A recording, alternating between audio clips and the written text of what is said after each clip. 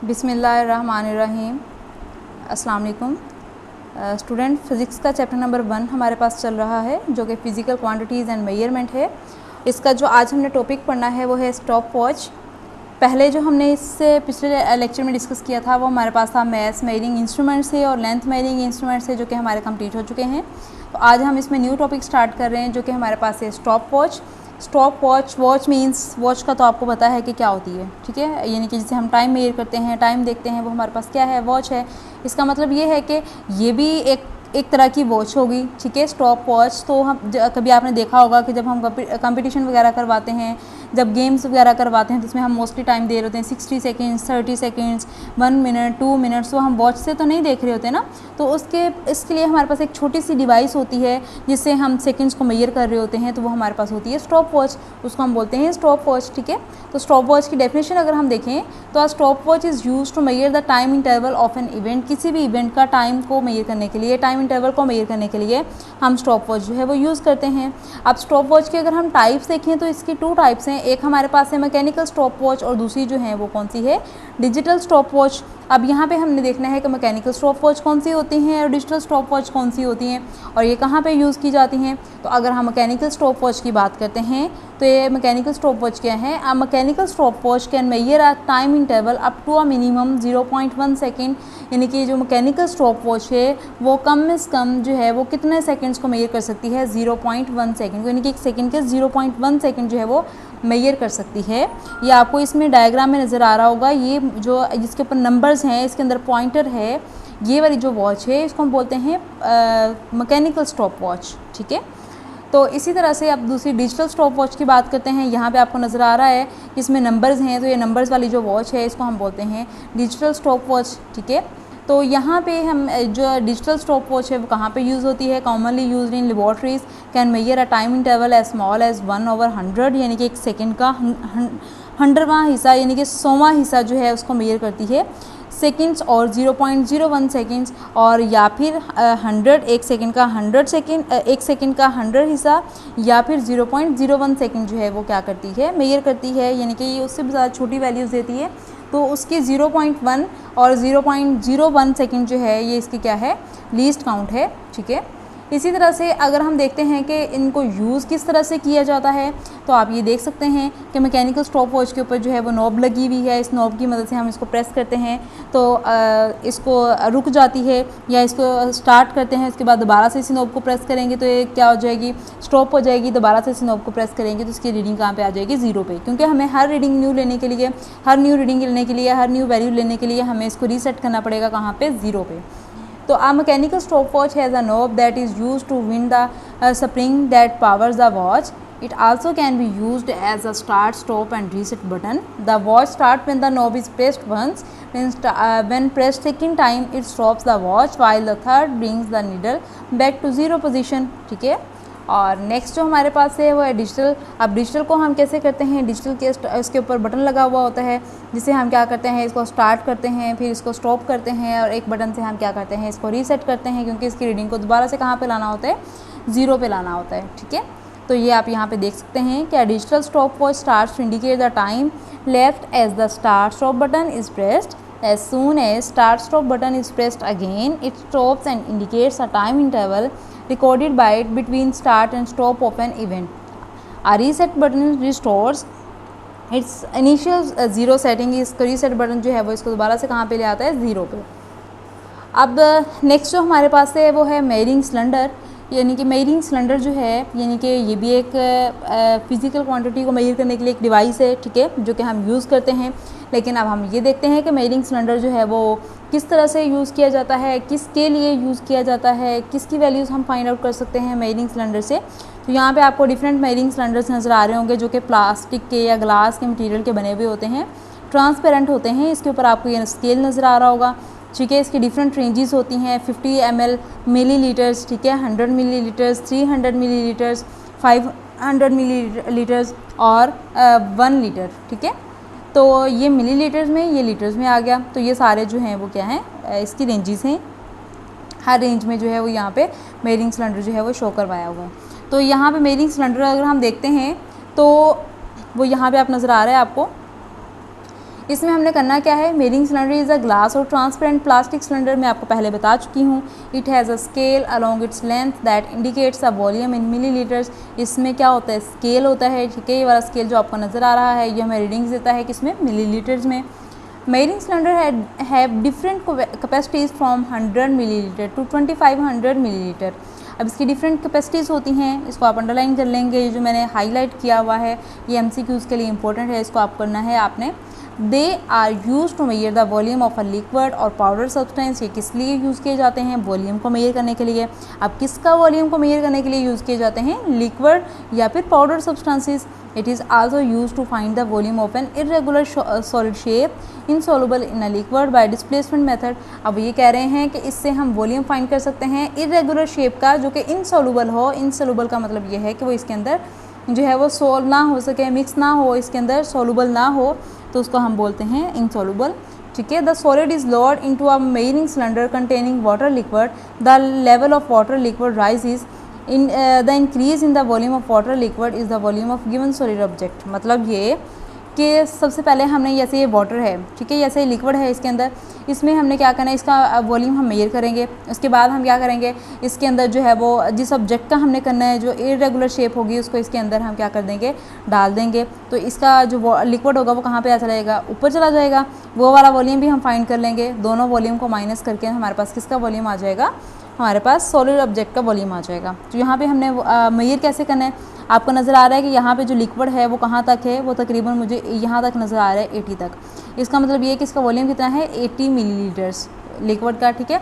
80 millilitre जो है वो इसका वॉल्यूम जो है वो आ गया। अब इसकी रीडिंग कैसे लेनी है, अगर आप इसकी रीडिंग लोगे यहाँ से, आपकी रीडिंग हो जाएगी रॉन्ग, ठीक है। और अगर आप यहाँ से इसकी रीडिंग लोगे वो भी क्या हो जाएगी, रॉन्ग हो जाएगी। आपको किस तरह से रीडिंग लेनी है, आपको रीडिंग लेनी है यहाँ से, बिल्कुल सीधे से। जब आप बिल्कुल सीधा देखेंगे तो आपकी रीडिंग बिल्कुल क्या आएगी, करेक्ट आएगी, ठीक है। अब इसमें हम इरेगुलर शेप का जो है वो निकालते हैं, जैसे मैंने आपको पहले बताया है कि किस तरह से हम निकालेंगे। Measuring cylinder can be use to find the volume of a irregular shape solid that sinks in water. Let us find the volume of a small stone. अब हम क्या करते हैं, एक स्मॉल स्टोन का वॉल्यूम जो है वो फाइंड आउट करते हैं। Take some water in a graduated measuring cylinder. हम कुछ वाटर लेंगे जो कि मेजरिंग सिलेंडर के अंदर डाल देंगे। Note the volume VI of the water in the cylinder. अब उस वॉल्यूम उसका वॉल्यूम क्या कर लेंगे, हम फाइंड आउट कर लेंगे। उसका वॉल्यूम की रीडिंग हम ले लेंगे, जिसको हम VI का नाम देंगे, initial volume. Tie the solid with the thread. अब एक धागे के साथ हमने क्या कर देना है, सॉलिड को बांध देना है। Lower the solid into the cylinder till it is fully immersed in water. अब हमने क्या करना है, उस स्टोन को वाटर के अंदर इतना नीचे तक लेके जाएंगे को उसके अंदर क्या हो जाए, डिप हो जाए, सिंक कर जाए इसके अंदर। Note the volume VF। अब हम सेकंड वॉल्यूम जो है वो फाइंड आउट कर लेंगे, क्योंकि अब लिक्विड ऊपर आ जाएगा तो अब हम वो वाला वॉल्यूम भी फाइंड आउट कर लेंगे, जिसको हम VF का नाम देंगे, of water and the solid. Volume of the solid will be, अब हम क्या करेंगे, बाद वाले में वॉल्यूम में से पहले वाले वॉल्यूम को माइनस करेंगे तो हमारे पास किस चीज़ का वॉल्यूम आ जाएगा, वॉल्यूम ऑफ सॉलिड हो जाएगा, ठीक है। नेक्स्ट जो टॉपिक है वो है सिग्निफिकेंट फिगर्स है। अब इसमें हम देखते हैं सिग्निफिकेंट फिगर्स क्या होते हैं, ठीक है, और इसको एग्जांपल्स की मदद से समझने की कोशिश करेंगे। इसके फैक्टर्स पढ़ेंगे, इसके रूल्स हम डिस्कस करेंगे इसमें। तो सबसे पहले अगर हम सिग्निफिकेंट फिगर्स की डेफिनेशन देखें, जो कि हमारे पास क्या है, इसमें हमारे पास जो है वो ऑल एक्यूरेटली नॉन डिजिट्स होते हैं, यानी कि जितने भी हमारे पास एक्यूरेट डिजिट्स हों, एक्यूरेट मतलब जो सही वाले हों, जिसमें कोई डाउट ना हो। मोस्टली जब हम किसी चीज़ की मेजरमेंट लेते हैं तो मेजरमेंट फॉर एग्जांपल हमने ले ली 23.24। अब हम 4 के बारे में श्योर नहीं हैं कि वो 25 भी हो सकती है, 26 भी हो सकता है हमसे सही मेजर ना की गई हो। तो जो हमारे पास 24 पॉइंट है वो तो हमारे पास एक्यूरेट है। तो जो एक्यूरेट होगी, जो सही वाले डिजिट होंगे वो सारे, और जो डाउटफुल डिजिट होंगे, जिसके बारे में हमें डाउट है, जिसके बारे में हमें शक है कि पता नहीं सही है कि नहीं है, इसकी वैल्यू सही है कि नहीं है, तो इसलिए जो है वो उसमें से क्या लेंगे, डाउटफुल में से फर्स्ट डिजिट को ले लेंगे। ये मैं आगे आपको एग्जाम्पल की मदद से समझाने की कोशिश करती हूँ।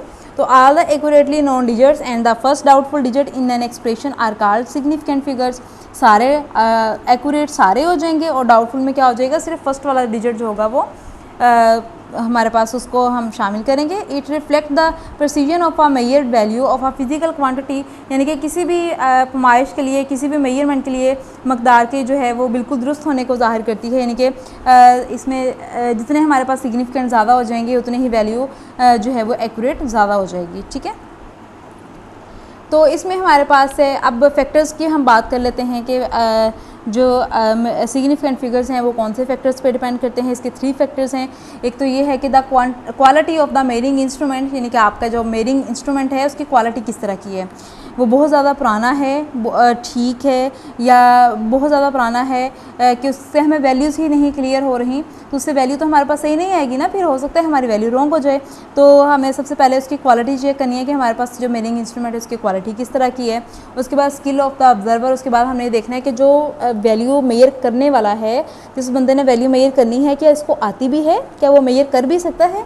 तो हमें ये देखना है कि उसको मेरे स्किल ऑफ ऑब्जर्वर। उसके बाद थर्ड जो है वो नंबर ऑफ़ ऑब्जर्वेशंस मेड। अब जो उसने रीडिंग ली है, जो ऑब्जर्वेशन उसने की है वो कितने टाइम की है, एक दफ़ा की है, एक दफ़ा करने से तो गलत हो सकती है, 2 दफ़ा की है, 2 दफ़ा करने से ऐसा हो कि पहली का आंसर और आ जाए, दूसरी दफ़ा का आंसर और आ जाए, 3 दफ़ा की है, तीनों में आंसर सेम आ जाए, फिर तो गलत नहीं हो सकता ना। इसमें एग्जांपल मैं आपको देती हूँ। फॉर एग्जांपल एक स्टूडेंट है जिसने एक बुक की लेंथ को मेजर किया है जो कि है 18 centimetre using a measuring tape. ठीक है, the number of significant figures in his her measured value are 2। दो इसमें सिग्निफिकेंट फिगर्स हैं, 18 जो है वो दोनों ही क्या है, सिग्निफिकेंट फिगर्स हैं इसमें। The left digit 1 is the accurately non digit. अब जो 1 है ये तो एक्यूरेट है, जो 8 है ये डाउटफुल हो सकता है। कैसे? क्योंकि हो सकता है 19 सेंटीमीटर हो सकता है 17 सेंटीमीटर हो सकता है 16 सेंटीमीटर हो, लेकिन ये 1 यानी कि इतनी बड़ी मिस्टेक तो नहीं हो सकती ना कि 21 को वो कह दे कि 18 है, या 31 को वो कह दे कि 18 है। तो ये वाला जो हमारे पास 1 है ये तो हमारे पास क्या है, एक्यूरेट है। जो 8 है ये क्या है, डाउटफुल है। तो ये हमारे पास दोनों ही क्या हो जाएंगे, सिग्निफिकेंट फिगर्स हो जाएंगे। इस तरह से अगर नेक्स्ट इसमें देखें तो another student measure the same book using a ruler and claims its length to be 18.4 centimetre. अब सेकंड स्टूडेंट ने क्या कहा, उसने कहा नहीं 18 तो ठीक है, 18 तो एक्यूरेट है, लेकिन जो 4 है वो क्या है, डाउटफुल। यानी कि 4 पहले का तो 4 नहीं आया ना पॉइंट, अब दूसरे का क्या आ गया, 4 आ गया। अब हमें क्या पता किसने ज़्यादा सही वैल्यू एक्यूरेट जो है वैल्यू सही दी है हमें, या सेकंड वाले ने। तो हम कहते हैं कि 18 तो अब एक्यूरेट हो गया ना, क्योंकि दोनों ने उसको कर दिया, दोनों ने उसको स्पेसिफाई कर दिया, दोनों ने उसको कह दिया कि ओके है ये 18। तो 18 हमारे पास क्या हो गया, एक्यूरेट हो गया। अब 4 क्या है, डाउटफुल है, क्योंकि पहले बंदे ने 4 नहीं कहा था, दूसरे ने क्या कह दिया 4। तो इसमें हमारे पास सिग्निफिकेंट फिगर्स कितने बन जाएंगे, 3, क्योंकि एक्यूरेट जितने भी होंगे वो सारे सिग्निफिकेंट हैं, डाउटफुल में सिर्फ 1। तो यहाँ पे डाउटफुल है ही 1, उसको हम ऐड कर लेंगे, सिग्निफिकेंट फिगर्स कितने बन जाएंगे, 3। तो हम कह सकते हैं the 2 left digits 1 and 8 are accurately known digits. Next digit 4 is the doubtful digit for which the student may not be sure. अब नेक्स्ट जो है वो third student recorded the length of the book as 18.425 centimetre. अब देखें जो third student है उसने क्या किया, 18.425। अब हमारे पास 3 आ गई, 18, 18.4, 18.425। तो अब हमारे पास 18 तो एक्यूरेट हो गया, लेकिन जो 425 है ये एक्यूरेट है, तीनों डिजिट्स ही एक्यूरेट नहीं हैं।